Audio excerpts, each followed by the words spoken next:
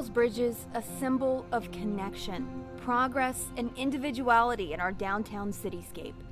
But they also hold a darker symbolism. Suicide is the number 3 cause of death nationwide in people from 10 to 35.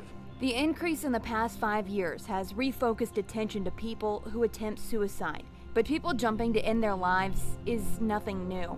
The Jackson family lost their son, Chancey, 21 years ago. July 12, 1999, our 18-year-old son, Chancey Maurice Jackson, took his life by jumping off the 2nd Street Bridge. A breakup with a girlfriend, flunking out of summer school, and a wreck in his dad's car were the main stressors in Chancey's life, according to his dad, William, and stepmom, Wanda.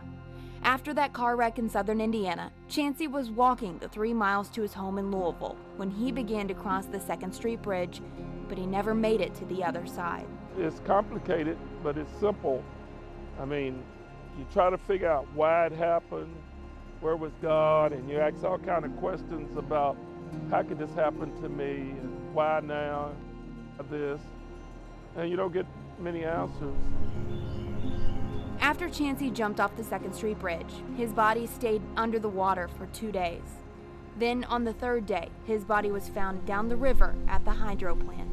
When the coroner came to the Jackson home to tell them Chancey was found, he gave Mr. Jackson 3 pictures of his body to identify him. And I remember looking at the pictures, and they were grotesque. But I also remember taking that picture and kissing it and putting it in my heart. I loved him. Wanda and William kept their son's completion of suicide close to their hearts, not sharing details of the death publicly. As the 3 years have ticked by, the Jacksons opened their hearts to share what happened, just the beginning of the ripples of what happens when a person jumps off one of Louisville's bridges. At the University of Louisville's emergency department, Chelsea Hoops, clinical nurse manager of emergency psychiatric services, gets the opportunity to help those who attempt suicide and survive. They had this idea of something and it didn't work out like they thought it would. And then some people are angry as well, so it's really just kind of getting with that patient on the one-on-one level where they're at. Chelsea struggles when looking around at her patients and seeing how young some of them are. Sometimes it's the first time they're reaching out for help because they're not comfortable talking to their peers or their family, again, because of this stigma about mental health. But it's a shared belief in the medical community.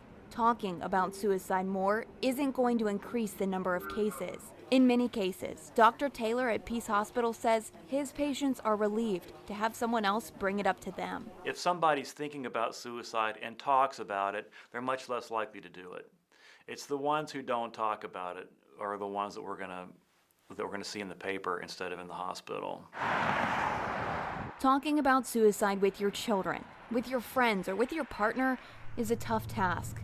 But with resources available to you online, in your community, you could be the person who saves someone's life.